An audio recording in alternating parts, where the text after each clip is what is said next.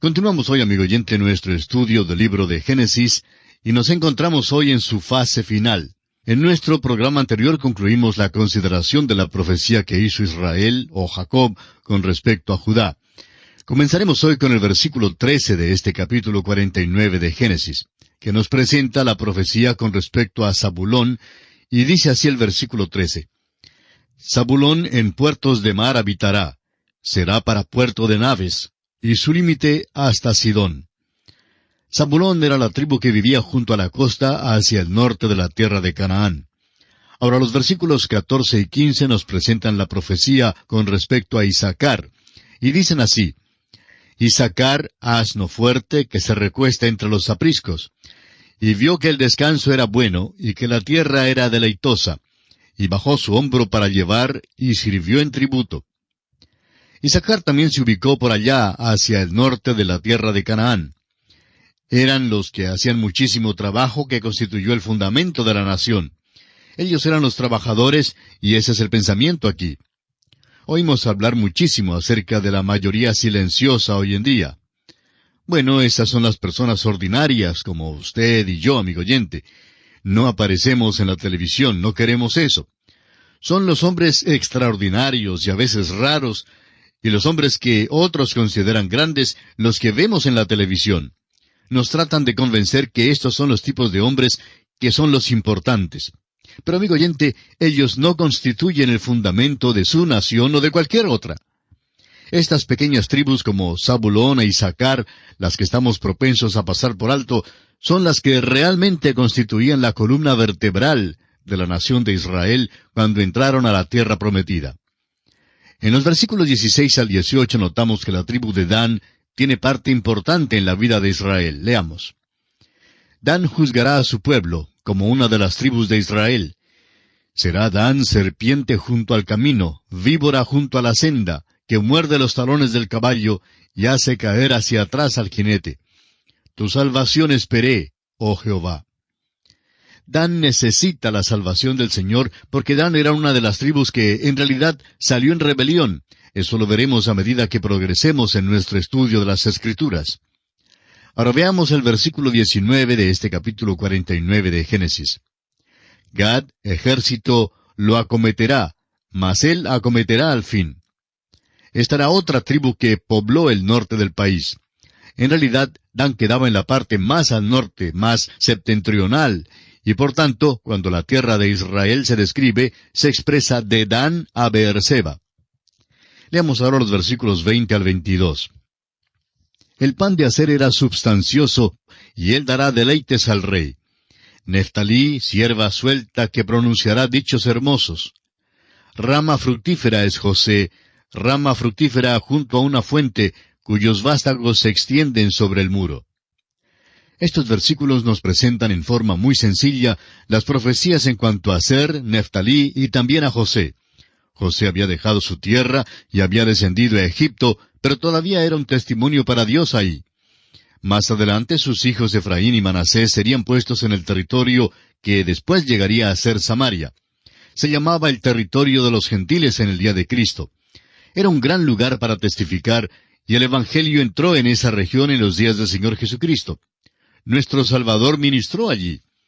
El Evangelio según San Juan, en el capítulo 4, registra el momento en que Cristo testifica a la gente de Samaria, en particular a una samaritana junto a un pozo.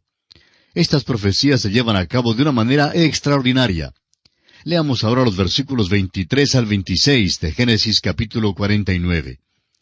Le causaron amargura, le asaetearon y le aborrecieron los arqueros, mas su arco se mantuvo poderoso, y los brazos de sus manos se fortalecieron por las manos del fuerte de Jacob, por el nombre del pastor, la roca de Israel. Por el Dios de tu padre, el cual te ayudará, por el Dios omnipotente, el cual te bendecirá con bendiciones de los cielos de arriba, con bendiciones del abismo que está abajo, con bendiciones de los pechos y del vientre. Las bendiciones de tu padre fueron mayores que las bendiciones de mis progenitores. Hasta el término de los collados eternos serán sobre la cabeza de José y sobre la frente del que fue apartado de entre sus hermanos. Tengamos en cuenta que 2 tribus procedieron de José. Las tribus de Efraín y Manasés fueron tribus destacadas, importantes y muy poderosas. Se originó una división del reino por causa de estas 2 tribus, especialmente la de Efraín. Llevaron a Israel a la idolatría. Jeroboam fue de la tribu de Efraín y fue el líder, el dirigente. Fue en estas tribus que los 2 becerros fueron puestos para la adoración. Jacob aquí los llama a volverse, a tornarse al Dios de su padre, al Dios de Israel, al Dios de Jacob. Ahora el versículo 27 dice, Benjamín es lobo arrebatador, a la mañana comerá la presa, y a la tarde repartirá los despojos. Esta es una profecía extraña con respecto a Benjamín. Benjamín se identificaba muy cercanamente con Judá, de tal manera que Benjamín acompañaba a la tribu de Judá en la división del reino. Fueron las únicas tribus que se quedaron con la casa de David. Ahora el versículo 28 resume diciendo, Todos estos fueron las 12 tribus de Israel, y esto fue lo que su padre les dijo al bendecirlos. A cada uno por su bendición los bendijo. Ahora los versículos 29 y 30 resumen las últimas palabras de Jacob antes de su muerte. Leamos. Les mandó luego y les dijo, Yo voy a ser reunido con mi pueblo. Sepultadme con mis padres en la cueva que está en el campo de Efrón el Eteo, en la cueva que está en el campo de Macpela, al oriente de Manre, en la tierra de Canaán, la cual compró Abraham con el mismo campo de Efrón el Eteo, para heredad de sepultura. Vemos que la muerte para Jacob no fue el fin de todo, pues estaría con su pueblo. Él deseaba ser sepultado en la cueva que Abraham había comprado. Quería asegurarse que quedaría en aquella tierra hasta el día cuando sería levantado de los muertos para luego vivir en aquella tierra. Aunque no se llevaba datos escritos en aquellos días, vemos que Jacob sabía mucho de su propia historia y de las transacciones de sus antepasados. Ahora el versículo 31 dice, Allí sepultaron a Abraham y a Sara su mujer, allí sepultaron a Isaac y a Rebeca su mujer, allí también sepulté yo a Lea. No es tanto que tuviera interés en ser sepultado con Lea. Después de todo, Raquel, su amada, había sido sepultada en Belén. Pero Jacob desea ser sepultado donde un día será levantado de la muerte en la resurrección, para estar allí mismo cuando Dios cumpla sus promesas a la nación de Israel. Y ahora los versículos finales de este capítulo 49, versículos 32 y 33 dicen, La compra del campo y de la cueva que está en él fue de los hijos de Ed. Y cuando acabó Jacob de dar mandamientos a sus hijos, encogió sus pies en la cama y expiró, y fue reunido con sus padres. Es interesante notar que Jacob mantuvo los pies en el piso hasta lo último. Comenzó su vida como un hombre carnal, tomó por el calcañar o por el talón a su hermano, y por eso se le llama el que suplanta. El suplantador vivía de acuerdo con ese nombre, lo cual ciertamente era su característica. Tomó todo lo que pudo encontrar y siempre hizo esfuerzos por lograr ser el principal. Tomó lo que deseaba tener por cualquier método que estuviera a su alcance. Cuando era joven, caminaba en sus 2 pies, por su propia fuerza y habilidad. Dependía de sus propias mañas e ingeniosidad. Pensaba él que podía cuidarse solo y que Dios no le hacía falta en su vida. Pero aprendió su lección cuando visitó al tío Labán. Era independiente, engreído, agresivo, despreciable y vil. En Peniel, en el vado del río Jaboc, Dios lo hirió, y fue necesario que Dios dislocara la pierna de Jacob para apoderarse de él. Después de aquella experiencia, siguió por la vida cojeando. Andaba con 3 piernas, usando un cayado o bastón, porque ya no podía caminar más por sí mismo. Aquí, antes de morir, se sienta sobre la cama apoyado en su bordón. Ahora el tiempo ha llegado. Encogió sus pies en la cama, aparta el bordón, y se acuesta para morir. Este es Jacob, ha caminado y progresado muchísimo. Muere manifestando su fe y anhelando el día cuando sería levantado de la muerte en la tierra, según la promesa de Dios. El escritor a los Hebreos en el capítulo 11, versículo 13 escribe, Conforme a la fe murieron todos estos sin haber recibido lo prometido, sino mirándolo de lejos y creyéndolo, y saludándolo, y confesando que eran extranjeros y peregrinos sobre la tierra. Esto concluye nuestro estudio del capítulo 49 del libro de Génesis. Y llegamos así al capítulo 50, capítulo final de este libro de Génesis. Este capítulo narra la muerte de Jacob y de José en Egipto, destacando que Jacob es enterrado en Canaán y José en Egipto. Por eso hay un poco de tristeza en este último capítulo de Génesis. Ya hemos prestado atención al énfasis que el libro de Génesis da a la muerte. Dios había dicho a Adán, porque el día que de él comieres, ciertamente morirás. Así lo vimos en el capítulo 2, versículo 17. El apóstol Pablo, en su carta a los Romanos, capítulo 5, versículo 12, escribe, así la muerte pasó a todos los hombres, por cuanto todos pecaron. El libro de Génesis es un ejemplo cabal del hecho del pecado y la realidad de la muerte. Principia con Dios y el hombre en el huerto de Edén y termina en un ataúd en Egipto. Este libro relata la entrada del pecado a la familia humana, pero también narra la fidelidad de Dios en proveer un camino de vida para el hombre. Prosiguiendo con nuestro estudio de Génesis, leamos ahora los 2 primeros versículos del capítulo 50, que dice, entonces se echó José sobre el rostro de su padre, y lloró sobre él, y lo besó. Y mandó José a sus siervos, los médicos, que embalsamasen a su padre, y los médicos embalsamaron a Israel. Sabemos que los egipcios eran muy peritos en este tipo de cosas. Podemos decir mucho sobre las momias de Egipto. Tenían un método de sepultar que nosotros todavía hoy en día no comprendemos. José, pues, llamó a los médicos para que embalsamasen a su padre, o sea, para que lo convirtiesen en momia. Y eso, pues, fue exactamente lo que sucedió, y opinamos que la momia de Israel está en Hebrón hoy en día. Tengamos en mente que era su ruego que le llevasen y le sepultasen en la cueva de Macpela, porque su esperanza era una esperanza terrenal. Cuando sea levantado de la muerte, estará allí en esa tierra con la nación de Israel. La esperanza del creyente hoy día, es decir, del miembro de la iglesia de nuestro Señor Jesucristo, es el de poder ser arrebatado para recibir al Señor en el aire e ir a un lugar llamado la Nueva Jerusalén allá en el espacio. Son 2 esperanzas diferentes, pero ambas son gloriosas.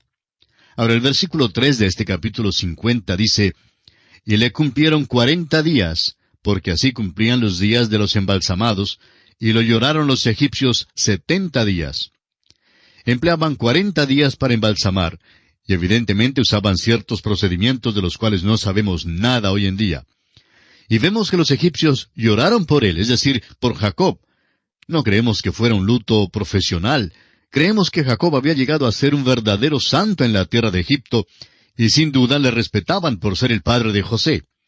José fue libertador, pero creemos que a su padre le consideraban como un verdadero santo de Dios. Leamos los versículos 4 al 8. Y pasados los días de su luto, habló José a los de la casa de Faraón, diciendo, si he hallado ahora gracia en vuestros ojos, os ruego que habléis en oídos de Faraón, diciendo, mi padre me hizo jurar, diciendo, he aquí que voy a morir. En el sepulcro que cavé para mí en la tierra de Canaán, allí me sepultarás. Ruego pues que vaya yo ahora y sepulte a mi padre, y volveré. Y Faraón dijo, ve y sepulta a tu padre, como él te hizo jurar. Entonces José subió para sepultar a su padre, y subieron con él todos los siervos de Faraón, los ancianos de su casa, y todos los ancianos de la tierra de Egipto, y toda la casa de José, y sus hermanos, y la casa de su padre. Solamente dejaron en la tierra de Gosén sus niños y sus ovejas y sus vacas. Se ve cuánto le respetaban, cuánto le amaban y honraban a Jacob en la tierra de Egipto. Sin duda, este es el cortejo fúnebre más largo que el mundo jamás haya conocido. Recorrió desde Egipto a Canaán y hasta Hebrón. Uno se pregunta si Faraón exigió a esta gente dejar a sus pequeños y a sus ganados, para así él tener la seguridad que volverían. Faraón no quería perder a José porque todavía le necesitaba. Leamos ahora los versículos 9 hasta el 13. Subieron también con él carros y gente de a caballo, y se hizo un escuadrón muy grande. Y llegaron hasta la era de Atad, que está al otro lado del Jordán, y endecharon allí con grande y muy triste lamentación. Y José hizo a su padre duelo por 7 días. Y viendo los moradores de la tierra, los cananeos, el llanto en la era de Atad, dijeron, llanto grande es este de los egipcios. Por eso fue llamado su nombre Abel Misraim, que está al otro lado del Jordán. Hicieron pues sus hijos con él según les había mandado, pues lo llevaron sus hijos a la tierra de Canaán, y lo sepultaron en la cueva del campo de Macpela, la que había comprado Abraham con el mismo campo, para heredad de sepultura, de Efrón el Eteo, al oriente de Mamre. Quizá alguien se pregunte por qué Jacob no fue sepultado con Raquel en Belén. Sin duda no quedaba a más de unos 30 kilómetros hacia el norte. Bueno, creemos que la razón se declara aquí. Abraham había comprado la cueva y Jacob quería ser sepultado con sus padres en un lugar que fue comprado y pagado, como seguridad de que se quedarían en la tierra. Fue sepultado con los otros patriarcas porque todos tenían la misma esperanza de la resurrección. Sigamos con la lectura y vayamos a los versículos 14 al 17 de Génesis, capítulo 50. Y volvió José a Egipto, él y sus hermanos, y todos los que subieron con él a sepultar a su padre, después que lo hubo sepultado. Viendo los hermanos de José que su padre era muerto, dijeron, quizá nos aborrecerá José, y nos dará el pago de todo el mal que le hicimos. Y enviaron a decir a José, tu padre mandó antes de su muerte, diciendo, así diréis a José, te ruego que perdones ahora la maldad de tus hermanos y su pecado, porque mal te trataron. Por tanto, ahora te rogamos que perdones la maldad de los siervos del Dios de tu padre. Y José lloró mientras hablaban. Al parecer los hermanos habían ido a Jacob antes de su muerte y habían preguntado qué pasaría con ellos cuando él muriera. Tenían miedo de que José les tratara con desprecio y que se volviera contra ellos una vez que el padre muriera. Así pues, Jacob les había dado el mensaje para entregar a José, y estaba seguro que José no los perseguiría ni trataría de vengarse de ellos. Cuando los hermanos llegan a José con esta confesión, José llora por causa de esto. Ahora, los hermanos sí se arrepienten por su pecado. Leamos los versículos 18 al 21. Vinieron también sus hermanos y se postraron delante de él y dijeron, henos aquí por siervos tuyos. Y les respondió José, no temáis, ¿acaso estoy yo en lugar de Dios? Vosotros pensasteis mal contra mí, mas Dios lo encaminó a bien para hacer lo que vemos hoy, para mantener en vida a mucho pueblo. Ahora pues no tengáis miedo, yo os sustentaré a vosotros y a vuestros hijos. Así los consoló y les habló al corazón. Note usted que la profecía con respecto a ellos, que se postrarían delante de él, ciertamente se cumple. José da a Dios toda la gloria aquí. Luego la declaración de José en el versículo 20 ha llegado a ser un favorito en toda la Escritura. Amigo oyente, Dios tiene un propósito de largo alcance que usted y yo no vemos ni podemos ver. ¿Cuán humanos somos en cuanto a esto? A veces no podemos ver ni siquiera más allá de nuestra nariz. Cuando nos llegan las dificultades, nos preguntamos, ¿por qué permite Dios que nos lleguen estas pruebas? Recordemos que Dios tiene un propósito y no permitirá que nos suceda algo a menos que traiga algo bueno a nuestra vida. Leamos ahora los versículos 22 y 23 de este capítulo 50 de Génesis. Y habitó José en Egipto, él y la casa de su padre. Y vivió José 110 años, y vio José los hijos de Efraín hasta la tercera generación. También los hijos de Maquir, hijo de Manasés, fueron criados sobre las rodillas de José. Los tres últimos versículos del capítulo 50, los versículos 24 al 26, nos relatan la muerte y el sepelio de José en Egipto. Escuchemos sus palabras. Y José dijo a sus hermanos, yo voy a morir, mas Dios ciertamente os visitará y os hará subir de esta tierra a la tierra que juró a Abraham, a Isaac y a Jacob. E hizo jurar José a los hijos de Israel, diciendo, Dios ciertamente os visitará, y haréis llevar de aquí mis huesos. Y murió José a la edad de 110 años, y lo embalsamaron, y fue puesto en un ataúd en Egipto. Y así termina el libro de Génesis. En el principio creó Dios los cielos y la tierra, y al final queda un ataúd en Egipto. ¿Qué había acontecido? El pecado había entrado en la familia humana. Y ahora surge la pregunta, ¿por qué no llevaron a José a Canaán para ser sepultado también allí? Bueno, es obvio que José era considerado héroe en la tierra de Egipto, y no creemos que los egipcios hubieran permitido que el cuerpo de José hubiera sido quitado de su tierra en aquel tiempo. Creemos que José era uno de los patriarcas sobresalientes a quienes los egipcios veneraron en gran manera, y sin duda erigieron algún monumento en su sepultura. En la vida de José vemos la misma esperanza que observamos en la vida de Jacob. Tiene fe en Dios y en el futuro, y ésta ha sido manifestada a través de toda su vida. Desde el principio mismo, esta fe le dio alegría de espíritu en medio de todas las experiencias oscuras de la vida. José también creía que Dios levantaría a su pueblo terrenal para heredar la tierra prometida. El libro de Hebreos hace mención de esto como el clímax de la fe en la vida de José. Dice el capítulo 11 de Hebreos en el versículo 22, «Por la fe José, al morir, mencionó la salida de los hijos de Israel y dio mandamiento acerca de sus huesos». Ahora en Éxodo capítulo 13 vemos la manera tan maravillosa en que Dios honró a José y contestó su súplica. Moisés y los hijos de Israel llevaron los huesos de José con ellos cuando salieron de Egipto y entraron en la tierra prometida. Y así, amigo oyente, concluye esta primera etapa del viaje que estamos realizando a través de toda la Biblia. Es nuestra esperanza que este estudio haya sido no solamente instructivo para cada uno de nosotros, sino también de mucha bendición e inspiración para usted. En nuestro próximo programa comenzaremos a estudiar el primer libro del Nuevo Testamento, es decir, el Evangelio según San Mateo, y confiamos que usted nos acompañe para continuar con nosotros esta segunda etapa de nuestro viaje a través de la Biblia. Gracias pues por su atención y será hasta nuestro próximo programa. Es nuestra oración que el Señor le bendiga abundantemente.